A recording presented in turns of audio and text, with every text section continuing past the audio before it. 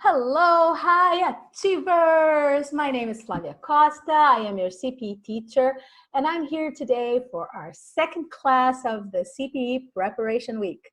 And this week, I am teaching you how to get ready for your CPE in 24 weeks.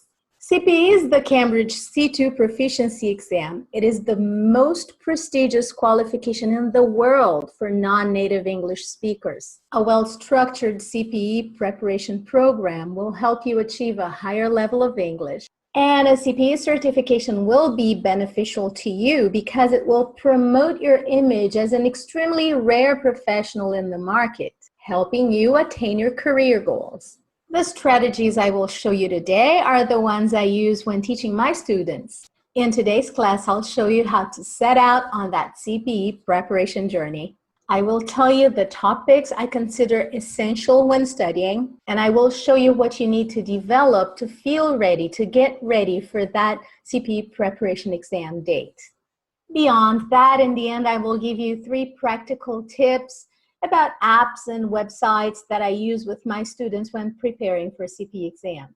In this class, I'll try to make it clear how you are going to become apt for the CPE exam without feeling overwhelmed by the extensive content of the exam. One thing I hear a lot from my students is that they don't know where to start, or after they start, they complain that they're overwhelmed by the amount of material and they are losing motivation because of the extensive content they find. The fact is that when you know where to start and you know how to compartmentalize the information and organize your schedule, everything gets much more easier. Your studies become more enjoyable and your English level evolves. I know that studying by yourself is not for everybody. Most people need guidance to proceed enthusiastically. But I also see countless students preparing by themselves, and there's nothing wrong with that. If you are one of those autodidacts, you know that it takes a long time to find material.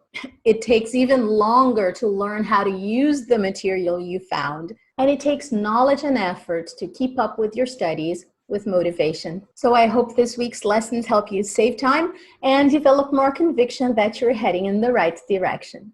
I'm going to show you the fast track. I'll try to make your routine much more enjoyable, pleasurable and efficient. Let's go. I will share my screen with you and we will get started. So here it is. The very first thing to do is very basic, and if you haven't done that, start doing it. Do it today. Make a study schedule that fits your life. Most of you have probably already done it, but if you haven't, it's essential. Do it today. So I suggest that you take 45 minutes every day because it's easy to fit 45 minutes in a daily schedule and you can do it every day from Monday to Friday. Your Sundays can be left alone so you can put your feet up, let your hair down, and relax, right? One of my followers, Vlad, he said that to me in one of his comments, and I really liked it. I dig it, Vlad. I love your comments. Well, let's come back here. So make your study schedule the way that fits your life. I suggest that you take those 45 minutes every day. Or if you can't do that, if you have few days to study, you can jam those 45 minutes and you study 1.5 hours, 3 times a week. Or if it is impossible for you to study during the week, you can cram your studies on the weekends. And I would do maybe 3 hours on a Saturday and 1.5 hours on a Sunday, so you have more time to relax. It doesn't matter how you're going to do it. The important thing is that you do it and that you follow through. You have to be consistent with your studies or else this is not going to work. So don't leave anything to the last minute. I know some students thrive with that idea of studying everything for the last minute, but this will not work for the CPE. The amount of content is huge. You must study carefully. So this is the first tip of the day. Make a study schedule that fits your life. Now, take practice tests. And I can hear you, right? I can hear you right now. I know Tell me something I don't know. Yeah, what is she talking about? This is what I have been doing. I know. I will tell you something you don't know. Bear with me for a moment. It's because more than 500 people are subscribed for this free preparation class, and I have to cover everything just in case some of the people don't know that, okay? So yes, take practice tests. This is a great way of getting ready for any exam you're going to take in your life. Now be careful. If you are taking practice tests and your grades are always the same, you don't know how to make them go up, it is time for you to find a teacher. If your grades are always the same, it means that you might be reinforcing some mistakes when you're taking practice tests again. And you don't want to reinforce the same mistakes because then they will become a reality in your mind, and it's much harder to fix an English that you have messed up than to start, than to come up with some ideas and with something new. Okay, so let me minimize my screen here. I will keep it little because, you don't want to look at me, you want to look at my slides. Yeah, so take practice tests. Where are you going to find practice tests? You can either buy Cambridge books like this one I am showing here. This is the Cambridge English Proficiency Certificate of Proficiency in English with answers. This brings 4 exams, 4 previous papers. You can go to ESL Lounge, which is a website I recommend. It has some practice tests you can download or you can take them online. And you can also go to our Facebook group. The name of the Facebook group is C2 Proficiency. And I created this group in partnership with RISB International Schools, which is also an excellent school for you to develop your English if you're interested in that. Okay, another thing, find a reliable study group. So just make sure the group is focused on the subject and they're not easily distracted. And one of the reasons why you should have a study group, it's because you should explain your answers to other people. Whenever you have a doubt, you should tell another person why you think that would be the right answer, and you will listen to their opinions. Study groups can also help you find the answers to your tasks much faster. And also they can also share materials with you. And, a focused study group goes a long way. Find some people for you to study with. Again, if you want to, the C2 Proficiency group on Facebook is there, and it's free, and people share lots of material and information there. They even create conversation groups. So yes, find a reliable study group. Now, create an immersion environment. Even if you can't change the country you live in, you can still control the environment around you. Change the default language on your device's operating system to English. When you do that, you also have the benefit of changing the language of most of your apps. Change everything. Start watching movies in English, series in English. Netflix is there to help you. Change everything around you to English. You know what?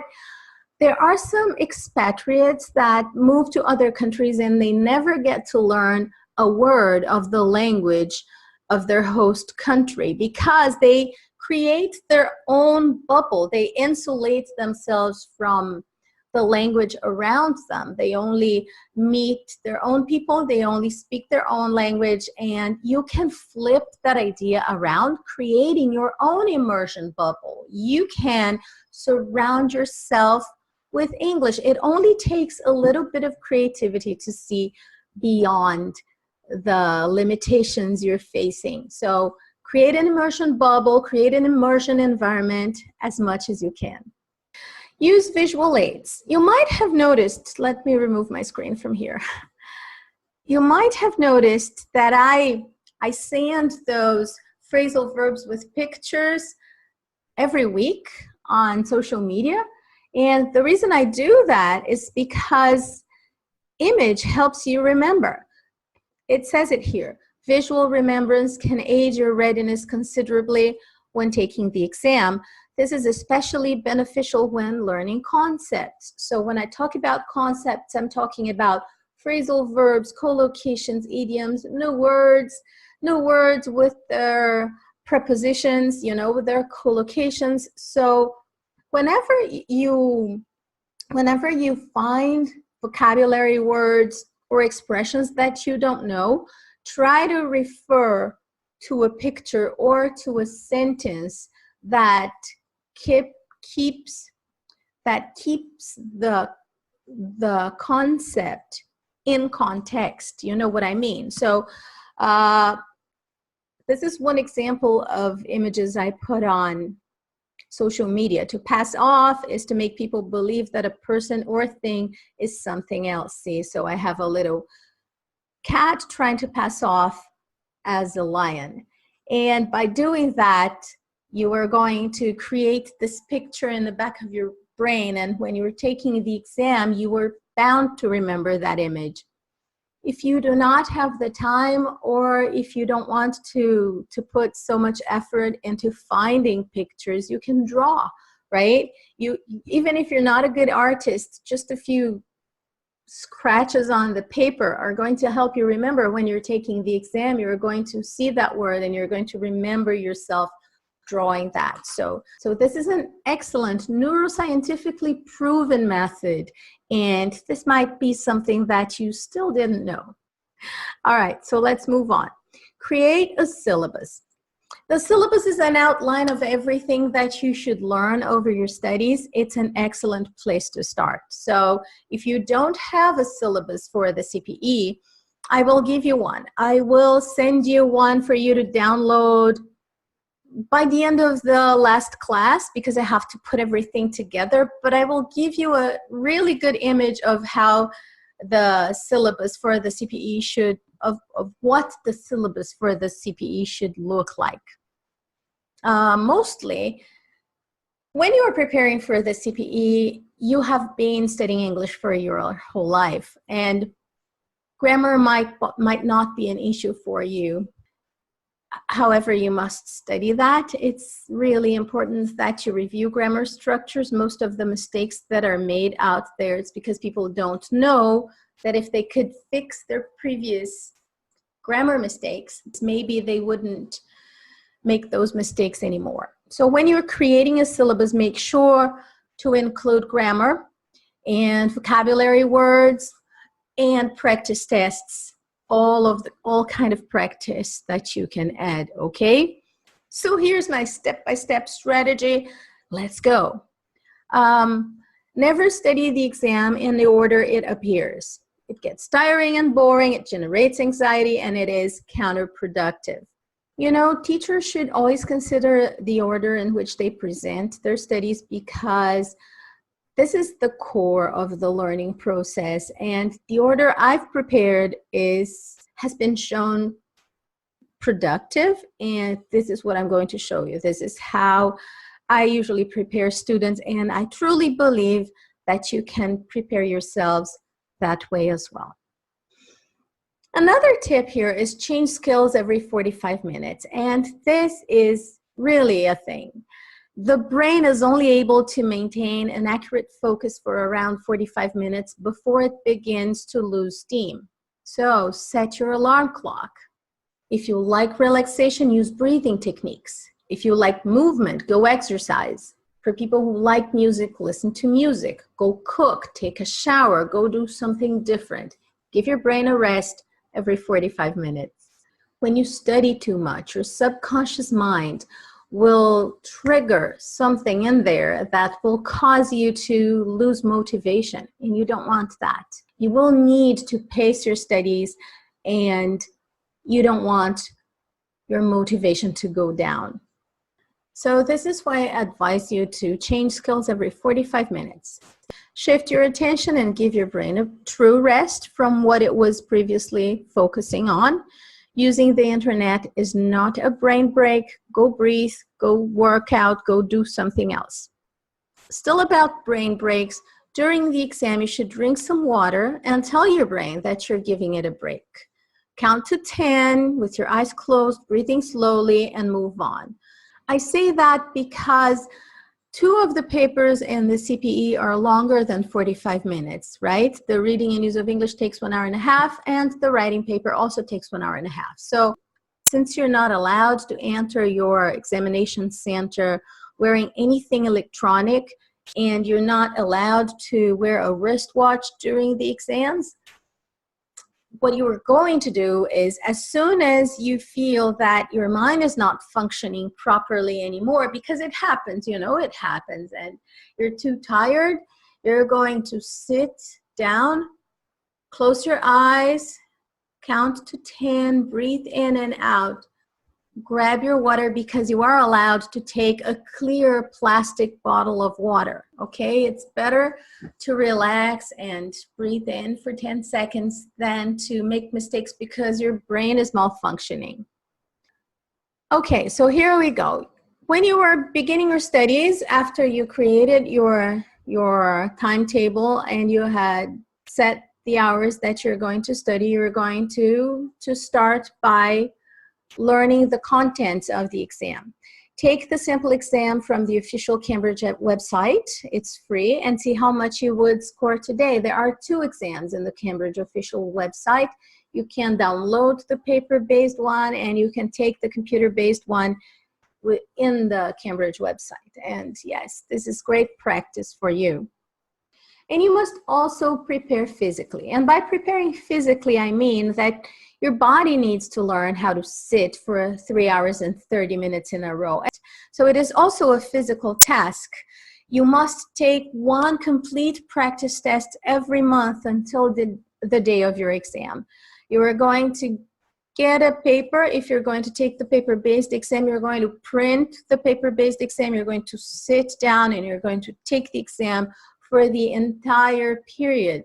Take your 45-minute brain breaks, breathe, go to the bathroom when you finish reading and use of English 1, then do your writings, do both writings, take a break in between, take a break in the end, 5 minutes, just grab a cup of coffee, whatever you need, go back to the listening task, and that's it, because the speaking test is going to be in another day. But doing that once a month will guarantee that when you're there, your body is used to doing that, is used to being sitting there for such a long time and focusing on that exam for such a long period of time. It will also help you see that by the time you're taking the listening test, you are already tired and that you might need to focus a little bit more on the listening than you're thinking right now.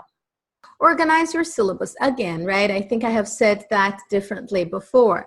So you decide what you already know and what you must study, but be careful. Most people need to review basic grammar structures. And here I go again. Most of the mistakes you're making, even if you are advanced, are probably coming from some basic structure that you didn't, it's probably coming from some basic structure that you didn't learn well or that you didn't go deep into, right?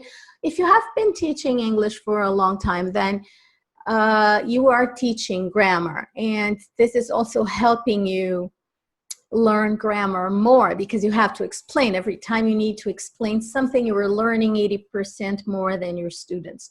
So you know where you stand. But if you're not an English teacher, then you should study grammar, everything from the beginning again. And grammar practice, it says here, covering all grammar standards may seem overwhelming and impossible, but it's not. Everyone can handle 10 minutes of grammar. And you should start your 45 minutes a day with 10 minutes of grammar review. It's not much, right? You're going to get a good grammar, and you're going to open on the first page. You're going to set your alarm. You get your watch, set your alarm clock, put it over there, and start reading the grammar, page by page. Read through it. Whenever you find a page with information that you believe you must delve into for a longer period of time, what you're going to do, you're going to get a paper clip and you're going to mark that page and continue reading. You're going to read everything you can for 10 minutes. When your alarm clock rings, you're going to set the page, mark the page, close it, and start doing something else. If you go through the entire grammar like that, the way I told you, you're going to do this in half of the time, 12 weeks probably. And when you get to that point, this is when you are going to go back to the places you marked with a clip and deepen your studies in those points. So for half of your period, you're just going to read the grammar for 10 minutes, answering the questions. I'm saying read through. I'm not saying flip through, right? You please read the exercises, because by reading one by one and answering the exercises, you will see exactly which basic structure needs your focus the most. That basic mistake is the one that's going to reduce lots of points, especially for CPE. So don't miss that step. Go through the grammar, okay? Study it as thoroughly as you can. And this is the grammar I recommend. I recommend this one because it is ideal for learners preparing for the Cambridge Advanced, Proficiency, or IELTS examinations. And it is formed by the Cambridge International Corpus, which ensures the language is authentic and up to date. It's really good. It has exercises for self-studies. And if you are going to invest, purchase this one, okay? You can find it on Amazon.com. And it's really easy to buy. It's not the cheapest one, but you know, which material is cheap when talking about the CPE? I don't know. Everything's so expensive nowadays. About vocabulary. So you spent 10 minutes studying grammar. You're going to spend 10 more minutes focusing on vocabulary, words, phrasal verbs, and idioms with its respective collocations. I suggest focusing on one per day. Now, one per day, every day for 24 weeks will be around 144, 145 words that you're going to learn, because, you know, these are words that you're going to learn, not words that you already know, right? So you're going to focus on this new vocabulary for 10 minutes. And the vocabulary focus is what? How do you know if the words you chose are the ones you should be studying? Now, think about the content that is required in most parts of the exam, and you're going to find out, right? That your vocabulary focus should be on words that are used for speculating, evaluating, recommending, comparing, describing, expressing personal points of view. Anything that you can use anything that you can use related to those things. Vocabulary in your brain works like this. There is the vocabulary you know, that you understand when you read and when you listen to it, right? If you're reading a book or if you listen to people saying that word, you know what it means. You recognize it immediately. However, when you are going to try to use that word, it doesn't come to you easily. It's that kind of word that you stay like this. I know the word. I know the word. I have it here on the tip of my tongue. I just can't remember that word. See, I see countless students doing that all the time. This means that the word you're searching for in your brain is your extrinsic vocabulary. You understand that word, you know that word, but you can't use it fast. You can't use it as fast as you would like it to come to you. And this is what's going to make a difference between a good grade and a bad grade in the CPE test, especially in your speaking practice, because even if you have a huge vocabulary, even if you have an enormous vocabulary in your brain, if you stop and think about what you're going to say, like, first and foremost, I would like to say that this situation is paramount. This is the word I wanted, right? Paramount, and of paramount importance. And This is not fluency. If you're searching for words during your speaking test, this is not fluency. It is better for you to say the things that are coming to your mind in a natural, fluent way than try to find the C2 level words during your speech. You only have 16 minutes to prove that your English is proficient, so do what you can with what you have. Now, if you are studying, and if you have been studying for those 24 weeks, you have been practicing your speaking and you have been practicing adding those words to your speech.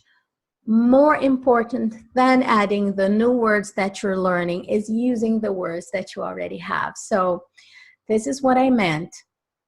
Transform your extrinsic vocabulary into intrinsic vocabulary by adding words that you already know to your everyday speech. If you haven't started yet, and if you don't know how to do it, I'll give you a really simple tip. Just change all of your buts to however. Anytime you feel like saying but this, but that, you're going to say however this, this, and that. However this, this, and that. I like apples, but I don't like bananas. I like apples, however, I don't like bananas. Okay? Just by doing that, those simple things go a long way.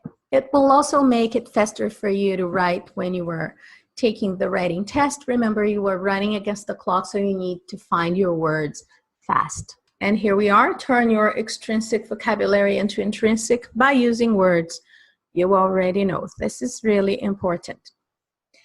Okay, so besides using the vocabulary you already know and becoming natural and practicing all of those words, phrasal verbs, collocations, idioms that you're learning, you should practice real CPE questions, preferably with other people. You can also record yourself and share your production with a study group. Now, this is really cool. I have seen some groups doing that, and I do that with my students. We share our production in our closed Facebook group. And when you listen to somebody else's production, you can come up with sentences and ideas that are really interesting and that you wouldn't have thought of before, you know. So listening to other people's production is great, and sharing your own production takes courage, right? Because people are going to listen to you and they're going to comment on your production, and by doing that, you will see how you are going to feel relaxed in front of your examiner, at least more than you would if you hadn't done that before. So by recording your voice and listening to yourself, you're also going to correct your mistakes much faster, because we are much more critical of ourselves than anybody else. Okay, do that once a week. Writing needs a special focus, of course, right? You must learn specifics about the conventions of each writing style. I talked a lot about that last class, and last class is still here. You can refer to that if this is the first time you're watching me. Choose one day per week to study different writing styles. So this week you are going to study articles. Next week you're going to study review. Okay, of course, this is one of the things that is much easier when you have a teacher with you. However, if you are studying alone, you can find, you can go to high school websites and say, writing a better essay. Okay, but go to high school 12th grade. Don't go to college, because the focus is going to be different. Even though you have to write academic English, the one they teach from 10th to 12th grade is what you're looking for here, okay? So how to write an essay, how to write a review, how to write an article, how to write a report, how to write a formal letter, what are the styles that are used. So you're going to take once a week to study the writing traits for that specific style of writing. And then you're going to get another day just for writing, okay? Set texts. There are 2 set text questions in part 2 of the writing paper. Read the suggested books, of course, right? You should read a book every day. Reading a book is going to improve your speed reading, is going to bring you new words, and idioms and collocations and everything you need to know. By reading that book, you can highlight sentences and words that you are going to use during your weekly studies. And you're getting familiar with the kind of literature Cambridge considers to be the best for you. Those books were recommended by them. Of course, they're going to use structures that are inside of those books along the exam. So read the suggested books, okay? Every night before you sleep, you're going to read a few pages and fall asleep, and that's what you're going to do, okay?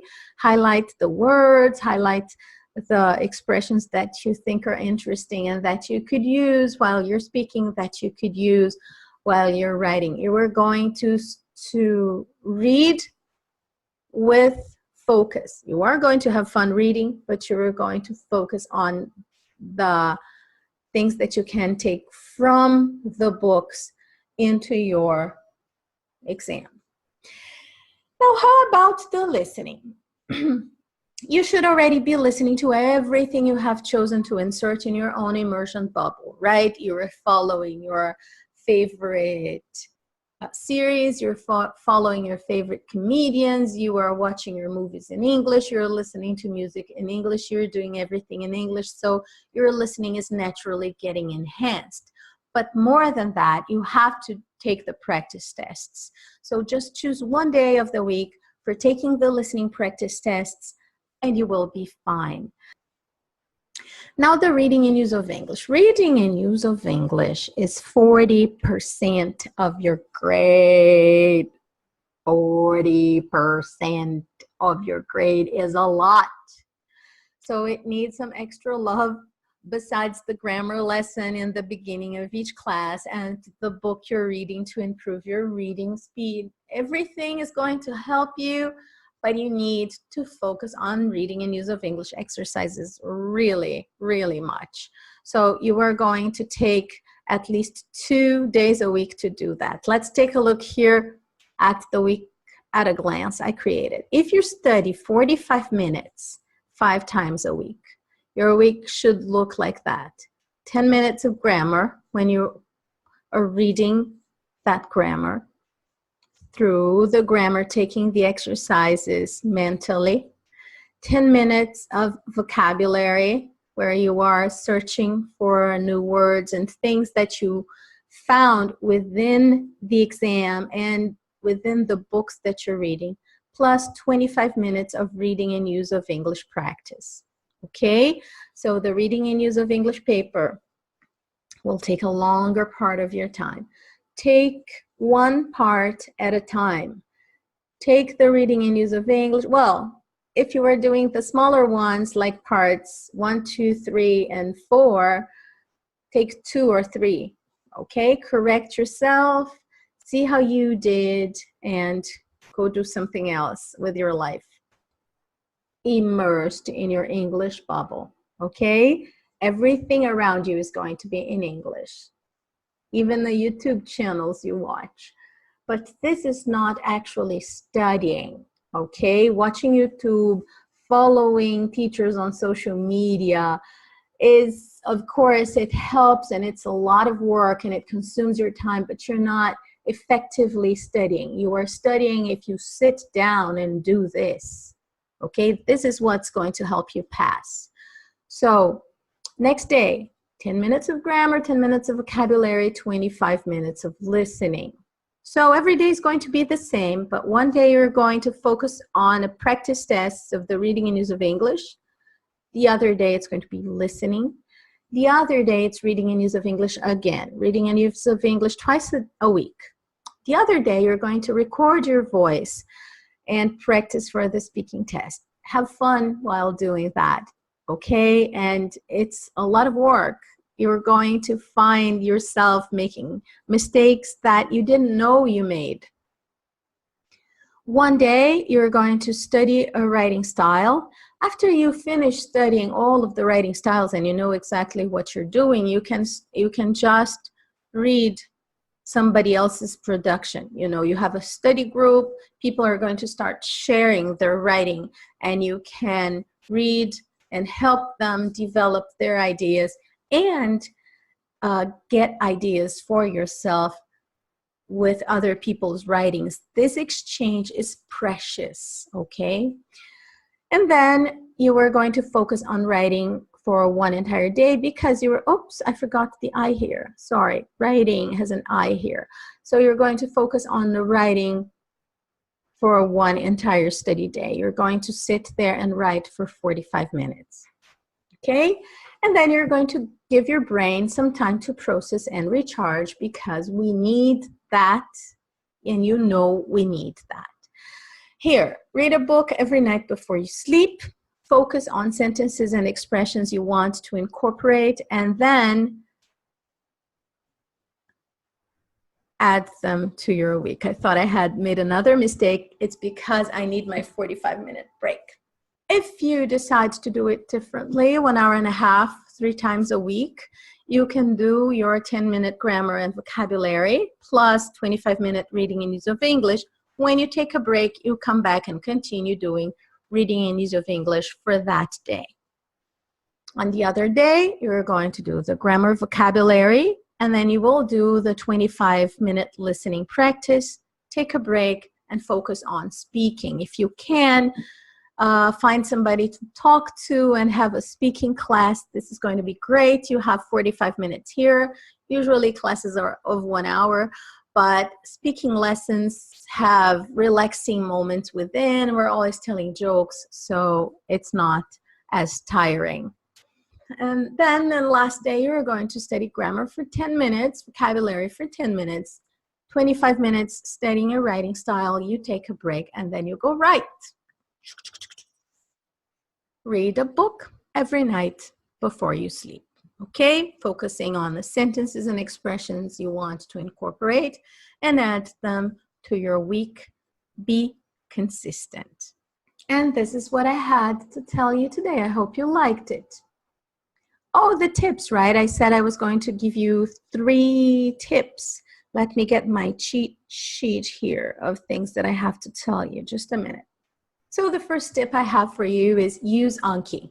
Anki is an app that makes remembering things easy. And because it is more efficient than traditional study methods, it can significantly increase the amount of things you learn and or decrease the amount of time you spend studying. Anyone who needs to remember things in your daily lives can benefit from Anki. And what you should do is when you are learning new words, when you are choosing your vocabulary words, or when you are learning some grammar structure that you want to remember, you're going to add it to your Anki with chunks of expressions, with complete sentences. And then when you're studying, it's going to make things much easier to you. There are thousands and thousands of YouTube channels showing you how to use Anki, so I'm not going to delve into that. Just go ahead and search for Anki. Second tip. Second tip. I will cheat here, okay? I'm going to read it for you. Subscribe to Merriam-Webster's Word of the Day. Yes. Build your vocabulary. It will help you build your vocabulary.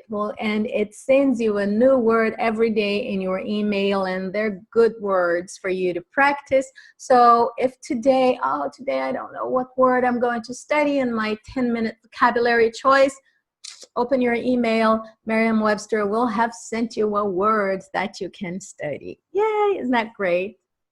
They also have phrasal verbs and idioms within. Whenever you are learning a new word, if there is a phrasal verb or an idiom which is connected to that word, they will tell you, so you can do that spiral studying that I did with you while we were looking through Ubiquitous. And the last one is use Flojo. If you have never heard of Flojo, it's about time for you to learn that there is this website giving you free content, and this is the website for people who are preparing for Cambridge exams. There is the free version and there is the paid version of Flojo. The free version is flojo.co.uk. Okay, so just Go there, use it every day. It's really good. And those are finally all of the tips I had for today. For now, I would like you to leave your comments, your concerns, and your thoughts about this CPE preparation week down here, okay, in the comments below.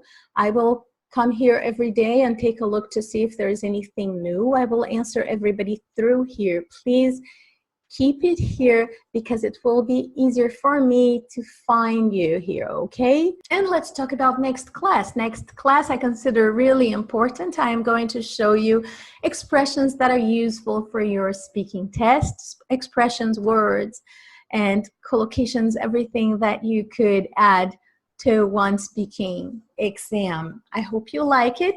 I hope you liked the class today and that you have learned something new. I see you next class. Thank you very much. Bye.